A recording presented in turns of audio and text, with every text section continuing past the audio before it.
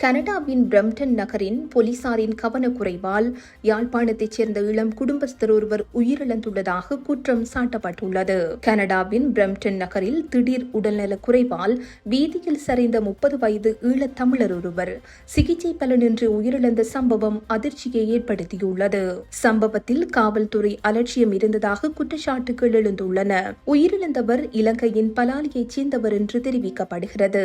கடந்த ஏப்ரல் 13ஆம் தேதி வீதி நடந்து சென்று கொண்டிருந்த ரெஜிபோல்ட் மூளையில் ஏற்பட்ட திடீர் இரத்த கசிவு காரணமாக நிலை குலைந்து விழுந்துள்ளார். இதன்போது அங்கு வந்த ஃபீல்ட் பிராந்திய போலீசார் அவரது நிலைமையை ஆராயாமல் அவர் மதுபோதையில் இருப்பதாக தவறாக கருதி அபராத சீட்டு வழங்கியதாக கூறப்படுகிறது.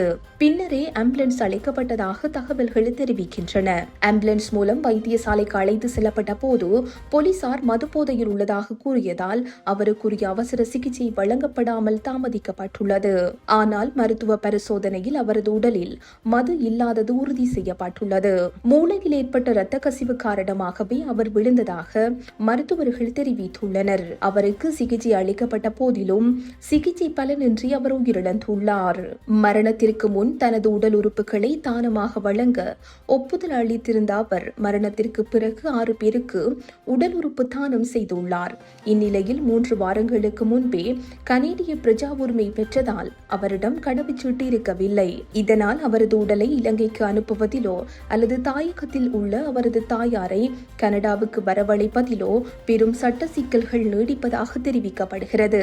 தற்போது வரை அவரது உடல் பிரம்டனிலேயே வைக்கப்பட்டுள்ளது. சம்பவத்திற்கு முழுமையான வெளிப்படையான விசாரணை மேற்கொள்ள வேண்டும் என்ற கோரிக்கைகள் வலுத்து வருகின்றன.